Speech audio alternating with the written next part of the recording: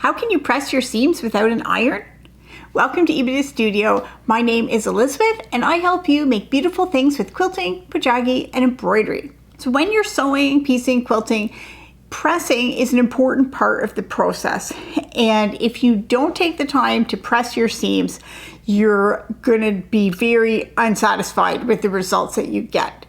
And most of the time when you're pressing, you are going to use an iron.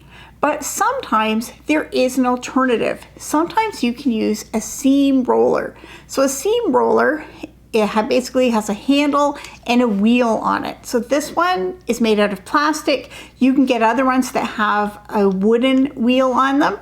And you can also use something like a wallpaper seam roller.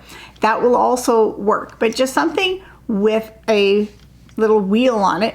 And the way you would use it is you would have your piece with your seam, and then you'd just hold it and roll the wheel back and forth to press it down.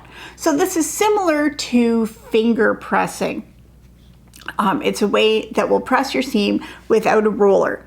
Now, you wouldn't want to use this on every seam. Like, I would never use this if I'm putting a border on a quilt and I had a very long seam or for large pieces of fabric, but this is very useful if you have small seams or you have a lot of little seams and you don't want to be always going back and forth. Like if you were doing string piecing or something like that, you want to be able to sew, press, and then sew and keep on going without spending most of your time walking back and forth to your ironing board.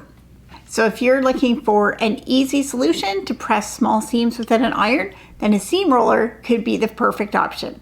For more quilting tips and tutorials, check out my website, epidastudio.com.